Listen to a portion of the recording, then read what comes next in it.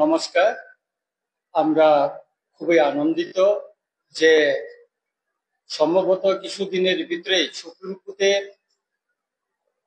যে রায়টা আমরা কেস করে আমাদের মহারাজা সুপ্রিম কোর্টে যাওয়ার পর যে রায়টা আমরা পেয়েছি তাতে আমরা আশান্বিত হয়েছি যে কিছুদিনের ভিতরেই তৃতীয় এডিসি এলাকায় ভিলেজ কমিটির নির্বাচন হতে যাচ্ছে। এই নির্বাচনে আমরা দীর্ঘদিন বিরোধী দলে থাকার কালীন এবং যখন তৃতীয় এডিসিতে তীব্রমতা ক্ষমতায় আসার পর ভূভাগের নেতৃত্বে তখন থেকে আমরা বলে আছি যে এডিসি এলাকায় নির্বাচিত প্রতিনিধি করার জন্য এই ভিলেজ কমিটি নির্বাচনটা তাড়াতাড়ি করার জন্য। কিন্তু দীর্ঘদিন আমরা লড়াই মাঠে ঘাটে আমরা আন্দোলন করেছি, দাবি জানিয়েছি যাহাতে তাড়াতাড়ি প্রত্যেকটা জায়গায় এডিসি এলাকায় যাতে নির্বাচিত প্রতিনিধি থাকে সেজন্য আমরা দাবি জানিয়েছিলাম। আপনারা জানেন নির্বাচিত প্রতিনিধি যদি না থাকে সেখানে নীতি আয়োগের টাকা সেখানে খরচ করা যায় না বা নীতি আয়োগের থেকে কোনো বাজেট বা সেখানে পাঠানো হয় না। সে থেকে দীর্ঘদিন তৃতীয় এডিসি এলাকার জনগণ বঞ্চিত, বিশেষ করে ত্রিপুরার জনগণ বঞ্চিত। আমরা হাইকোর্টে লড়াই করেছি, হাইকোর্টে লড়াই করে আমরা অনেক দীর্ঘ অন্তত 2 বছরের উপর আমরা লড়াই করে আছি। এখানেও অনেক ঝামেলা, অনেক কিছু সমস্যার জন্য আমরা এখানে দেরি হওয়ার জন্য আমরা সুপ্রিম কোর্টে গেছি। আমাদের মহারাজ প্রদীপ কিশোর দেববর্মা তিনি চিন্তা ভাবনা করেছেন যে এডিসি এলাকায় কোনো নির্বাচিত প্রতিনিধি যদি না থাকে তাতে উন্নয়নের জন্য খুব ব্যাঘাত ঘটে এবং উন্নয়নের জন্য আমাদের নির্বাচিত প্রতিনিধির প্রয়োজন। সেই বিবেচনা করে আমরা সুপ্রিম কোর্টে গেছি এবং মাননীয় সুপ্রিম কোর্ট কিছুদিন আগে একটা রায় দিয়েছেন যে 1 মাসের ভিতরে রাজ্য সরকারকে কেন এডিসি এলাকায় নির্বাচিত হচ্ছে না ভিলেজ কমিটি তার জবাব দেওয়ার জন্য। আমরা আশা করি কিছুদিনের ভিতরে এই 1 মাসের ভিতরে এখান থেকে হলফনামা জমার পরে মাননীয় সুপ্রিম কোর্ট একটা বাল্টি দিবেন এবং তারপরে হয়তো তৃতীয় এডিসি এলাকায় ভিলেজ কমিটি নির্বাচন হবে বলে আমরা আশা করছি।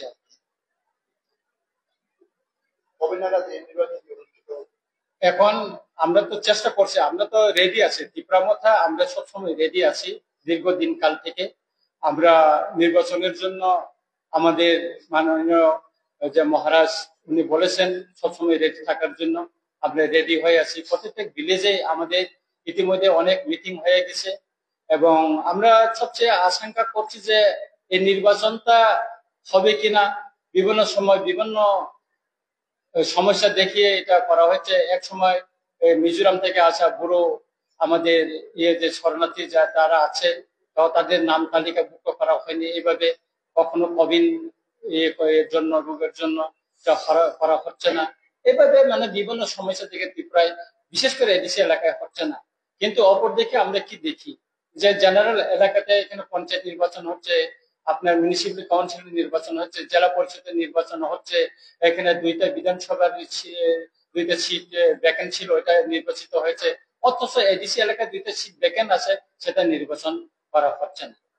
সুতরাং আমরা চাই দ্রুত এডিসি এলাকায় ভিলেজ কমিটি নির্বাচন হোক, সেখানে নির্বাচিত প্রতিনিধি হোক, সেখানে উন্নয়নে আরো ত্বরান্বিত হোক, সেটা আমরা চাই। তীব্রমথা এবং মহারাজা আমাদেরকে নির্দেশ দিয়েছেন যে খুব শীঘ্রই যাতে এডিসি এলাকায় সুস্থভাবে এডিসি ভিলেজ কমিটি নির্বাচন করা যায়, সেটা মানে দ্রুত একটা ব্যবস্থা কিভাবে নেওয়া যায় তারা উনি আমাদেরকে নির্দেশ দিয়েছেন এবং আমাদের সাংগঠনিক ইতিমধ্যে আমরা শক্তিশালী করে তোলার জন্য এবং আমাদের নির্বাচনের জন্য আমরা যে কাজ গুলি করার প্রয়োজন সেগুলি ইতিমধ্যে আমরা শুরু করে দিয়েছি। কতদিন পরে এই নির্বাচন হতে যাচ্ছে এবং এতদিনে নির্বাচনটা হয়েছে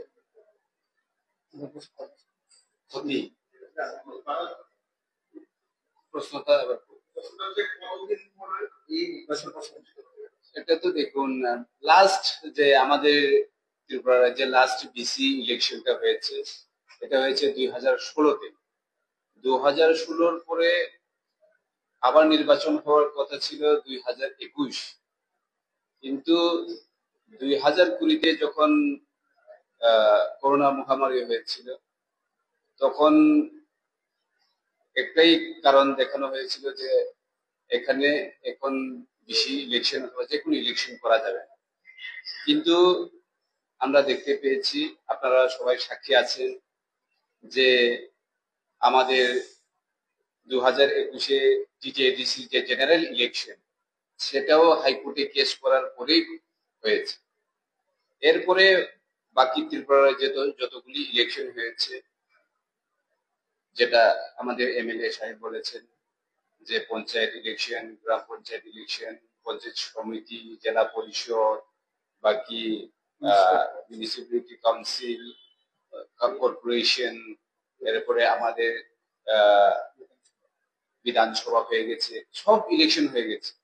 শুধু আমাদের টিটিএডিসি এরিয়াতে যারা আমরা বসবাস করি, হোক তিপ্রাসা অথবা নন তিপ্রাসা, এখানে আমাদের যে ফান্ডামেন্টাল যে রাইটস, ওইগুলি আমরা পাচ্ছি না। কারণ 2021-এ যে আমাদের ভিলেজ কমিটি ইলেকশনটা হওয়ার কথা ছিল, কিন্তু আনফরচুনেটলি আমরা দেখতে পাচ্ছি ত্রিপুরা রাজ্যে আমাদের এডিসি এরিয়াতে যারা বসবাস করছে, তারা তাদের যে অধিকার পাচ্ছে না। কারণ এই বেশি ইলেকশন হয়নি, তাই আমাদের পাবলিক রিপ্রেজেন্টেটিভ ওখানে এখন আজ অবধি এখানে আমাদের পাবলিক রিপ্রেজেন্টেটিভ নেই। সেহেতু আমরা সেই মোতাবেক আমরা দেখেছি যে যাতে এই ইলেকশনটা করা হয়, জনগণ যাতে এখানে তাদের অধিকারটা পায়, তার জন্য আমাদের ত্রিপুরামথার তরফ থেকে আমরা হাইকোর্টে কেস করেছিলাম।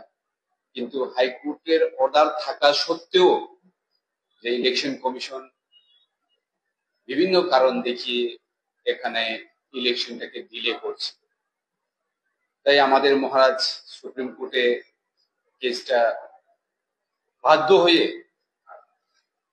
কেস করতে হয়েছে, পিটিশন করতে হয়েছে। এখন আপনারা সবাই জানেন, সুপ্রিম কোর্ট বলেছে যে 4 সপ্তাহের মধ্যে যাতে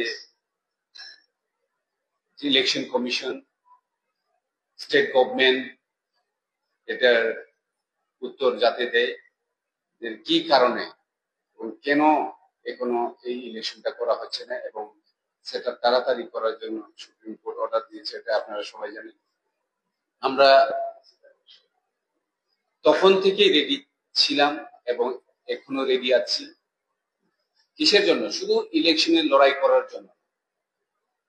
আমাদের ত্রিপুরায় যারা এডিসি এলাকায় থাকে, তাদের অধিকারটাকে সুরক্ষিত করার জন্যই আমরা এখানে হাইকোর্টে এবং সুপ্রিম কোর্টে কেস করেছি। রাজ্য সরকার অথবা ইলেকশন কমিশন এটা জানা উচিত যে ত্রিপুরা রাজ্যে এডিসি অথবা 6 শিডিউল বলে একটা নির্দিষ্ট জায়গা আছে, ওখানের লোকেরা যাতে তাদের যে অধিকারগুলি পায়, যেটা আমাদের এমএলএ সাহেব বলেছেন, নীতি আয়োগের ফান্ড আছে করে ওখানে প্রতিনিধি নেই, তার জন্য অনেক ক্ষয়ক্ষতি হচ্ছে। বিভিন্ন ফান্ড এখানে ইমপ্লিমেন্ট করা যাচ্ছে না। তাই আমরা মহারাজকে ধন্যবাদ জানাচ্ছি যে ওর আগেও 2021-এ বেশি ইলেকশন বাদেও আমাদের যে সাধারণ নির্বাচন এডিসি, সেটা কেস করে করানো হচ্ছে। তাহলে আমরা আমাদের যে এডিসি এরিয়াতে আমাদের বসবাস করা তিপ্রাসা অথবা নন তিপ্রাসাই হোক, তাদের অধিকারের জন্য কি আমরা কি সবসময় কেস করে করেই আমরা নির্বাচন করাবো নাকি? ওইটাই হচ্ছে বড় প্রশ্ন। সুতরাং আমরা আশাবাদী এখন ইলেকশন হবে এবং সেই ইলেকশনে আমরা স্ট্রংলি পার্টিসিপেট করছি এবং আমরা অবশ্যই আমাদের জনগণকে তাদের অধিকার সুরক্ষা করার জন্য প্রতিজ্ঞাবদ্ধ এবং আগামী দিনে আমরা তাদেরকে সুরক্ষা দিতে পারবো বলে আমরা মনে করি। এবং তার সঙ্গে সঙ্গে আমরা মহারাজকে অসংখ্য অসংখ্য ধন্যবাদ জানাই। উনি ত্রিপুরা রাজ্যের জনগণের জন্য কাজ করছেন, ত্রিপুরার জনগণের ভালো হোক সেই চিন্তা ভাবনা আমাদের মহারাজা করছেন এবং আগামী দিনে ত্রিপুরা রাজ্যে যারা বসবাস করেন তাদের অধিকার এবং তাদের যে সাংবিধানিক যে সুরক্ষা সেটা অবশ্যই আমাদের মহারাজা দেবার জন্য চেষ্টা চালিয়ে যাচ্ছেন। এবং আপনারা সবাই দেখছেন আমাদের মহারাজ কিভাবে কাজ করে চলছেন। তো এটা তো বলার আর অপেক্ষা রাখে না যে আমাদের ত্রিপুরা রাজ্যে অগ্রগতির জন্য এবং এডিসিতে যারা বসবাস করে তাদের জন্য আমরা আমাদের মহারাজ এবং আমাদের স্পেশালি যে মহারাজের কাছে গড়া এই ত্রিপুরা মথা পার্টি আগামী দিনে ভিলেজ কমিটি অথবা এডিসি নির্বাচন, সাধারণ নির্বাচন, ওগুলিতে আমরা অবশ্যই আমাদের পার্টি স্ট্রং আছে, এটা সারা ত্রিপুরা রাজ্যের সুনাগরিক সবাই জানেন। এবং আমাদের দুটি বাই ইলেকশন, যেটা আমাদের দুটা সিট খালি হয়ে গেছে, সেখানেও আমাদের ইলেকশন করা হচ্ছে না। একটা হচ্ছে কুলাই চাম্পাওয়ার আর একটা হচ্ছে মান্ডাই পুলিন। ওই দুইটিও আমাদের এখনো বাই ইলেকশন করা হচ্ছে। সেখানে কারণটা কোথায় আমরা খুঁজে পাচ্ছি না, কিন্তু আমরা ত্রিপুরা মতো মনে করি যে কোনো জায়গাতে যদি এখন আবার নির্বাচন হয় আমরা 100% নিশ্চিত যে আমরা এখানে জয়যুক্ত হবে এবং জনগণের জন্য কাজ করব।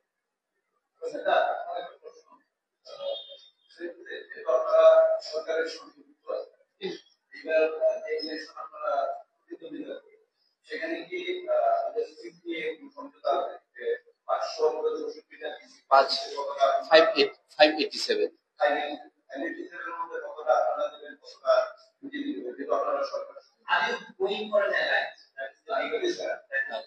Actually, for the alliance, we cannot say right now because we are doing works for our Tripura Motha individually.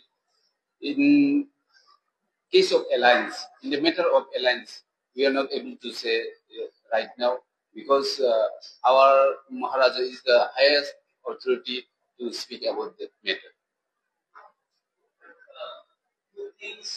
The question rises, as you say, part of the government. It seems a party, not a part of the government, did not want the election to happen. Because I have read that notice of the Supreme Court, according to which it is the duty of the election commission, which state of the center, before any election is due, election should take place. But particularly only in one section, this election does not take. The opposition बाबा यही सवाल उठा रहा है कि is this government for the people, particularly the indigenous people?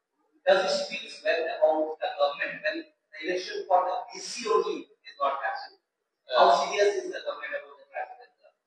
See, in the opposition party can say anything, whatever they want, but what the actual is, I have never seen that the opposition parties or any other parties who speak about the BC election or by election of the 2 seats, and they are not a single words say before the media person that about the BC election. Even they are not supporting to us also. They could file into the High Court or the Supreme Court, but they are nothing doing. So we appeal to the Election Commission of Tripura and Election Commission of India to do the election and give the rights to the Tiprasa people who are living in ADC area. Even non-Tiprasa also living in ADC for their betterment of life, for their rights. Please do the election in due time. Maharaj, in an interview, has said that the elections are not happening because the separate party does not have this hold or will win the election in that ruling party. So, is your election now? actually the election commission is totally autonomous body. That's why we appeal to the Chief Election Commission of India also, and we met with them last month along with our MLA and our Maharaj also. They are also assured that the election will do in due time. But the matter is what the state government is doing. And we are also asking several times to the state government to do the election and give the rights to the people. और कुछ sir কিছু কথা এটি স্পষ্ট থেকে যে নাগরিক সংশোধনের ভোটটা আরো কি কারণ नागरिक The deadline has been deferred up to 31st December from 14